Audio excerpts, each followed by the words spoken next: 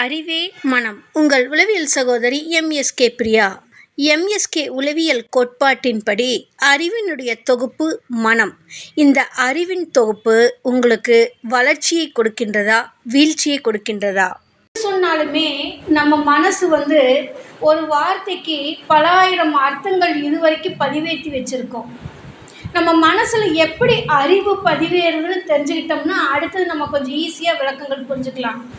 நம்ம இதுவரைக்கும் பார்த்தது, கேட்டது, படித்தது, பழகினது இது எல்லாமே நீங்கள் சிறு வயதாக இருக்கிறப்ப உங்களுக்கு ஃபஸ்ட்டு எப்போ விவரம் தெரிஞ்சதோ அதிலிருந்து இன்று வரைக்கும், இந்த நிமிடம் வரைக்கும் பார்த்தது, கேட்டது, படித்தது, பழகியது இது எல்லாமே உங்களுக்கு டெபாசிட் தான்.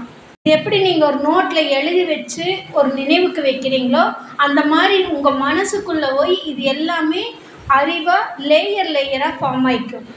இது எந்த சூழல்லையுமே டெலீட் பண்ண முடியாது. நம்ம ஒரு பென்சிலில் எழுதினாலோ ஒரு பேனாவில் எழுதினாலோ நம்ம அழிச்சிடலாம். ஒரு மொபைலில் நேம் சேவ் பண்ணி வச்சா வேண்டான்னு டெலீட் பண்ணிடலாம். ஆனால் அதுக்கு ஒரு சாஃப்ட்வேர் போட்டு எடுத்துடுறோம்ல, அதே மாதிரி நம்ம மனசுக்குள்ளே பதிவானதை எந்த சூழல்லையுமே அழிக்கவே முடியாது.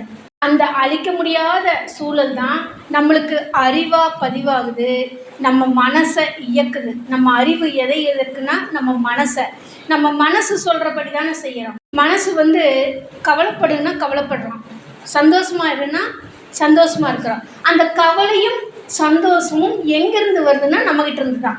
யாருமே நம்மளுக்கு கொடுக்கறது இல்லை.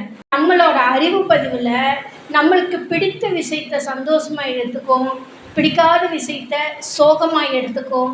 அந்த சோகத்தை திரும்ப திரும்ப நினைவுபடுத்துகிறப்ப தான் உங்கள் அறிவு பதிவில் பதிவாகி உங்களுக்கு வலி, வருத்தம், வேதனையை கொடுக்குது.